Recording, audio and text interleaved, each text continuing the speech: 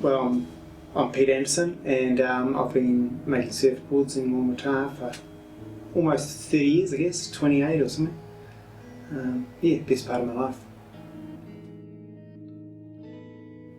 Well, I started down at the saltwater factory, which has been one of the biggest companies in New Zealand, or definitely at the time. Started shaping for that company for a few years, and then basically we had to move out. It was a lot of dust and fumes in the commercial area of town, so I moved down here and started my own factory up, and that was probably 1990, and from then on I've done my own label.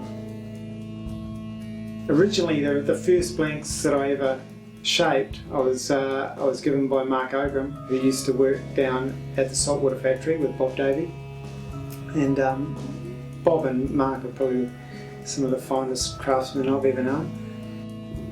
I just probably picked up a bit off them. I wasn't with them for a long time. I've picked up a lot of ideas of other shapers all around Australia, so I haven't got a sort of one-eyed aspect on it. I pick good bits out of everyone. Yeah, building boards, I mean, it's changed a lot in the last probably 10 years. I mean, for one, the machine we've got is huge. I mean, it's allowed us to replicate boards down to 0.0 of a mil. Everybody's on file, so whenever we make a board for a customer, they know that their magic board is there to get again. So that's been a huge thing. It also allowed me to get more production out, which is another benefit, and we cut for a lot of other manufacturers on our machine as well. And so that's been definitely, definitely we're always progressing, and it's always a movement forward.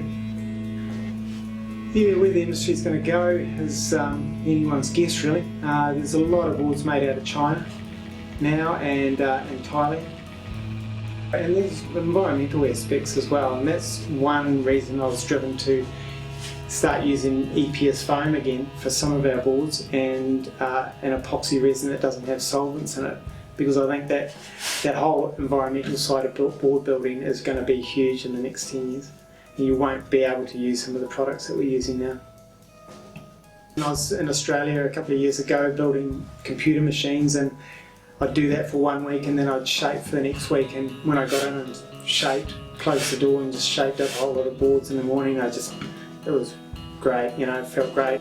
Building the machines allowed me to step away from board making only for a few months, but then I realised, you know, what I really and truly love doing, and that's definitely getting in here and finishing off a board and looking at it at the end of it and going happy with that, really stoked, and writing the guy's name on it and going, yeah, they're going to be fizzing.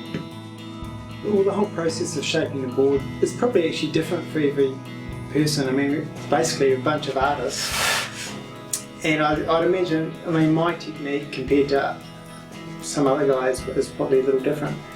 Everybody has their strong points, whether it's your eye visually, or you might have a better feel for shaping than another shaper. There's got to be a bit of an artist aspect in a surfboard as far as the shape goes. Not so much now with the machining, because the machine probably takes a bit of that out, but prior to that, definitely you had to be an artist as well. Probably the only thing most of us aren't are good businessmen, and which is like a lot of artists, you know. That's the way it goes. It's funny, I haven't trained anyone up as far as shaping goes. They've all had some aspect that I thought, well, no, it's not worth it. There'll be somebody who'll come along someday that I'll go, yep, that's the guy. I'll train them up, and hopefully they can take over, because I mean, like I said, it's 28 odd years now, and I don't know how long I'll do it for. I still love it, but it's probably something I won't do when I'm 60 something. You know, I'd like to step back from the business eventually and still just shape, and not run the machine or deal with people coming in and out of the factory, or running the factory, but just probably shape, contract shape for that person, or just be a partner in it or something. I can see that just pulling out slowly. I couldn't, if I just stopped overnight, I think I'd I wouldn't be a happy chappy, that's for sure.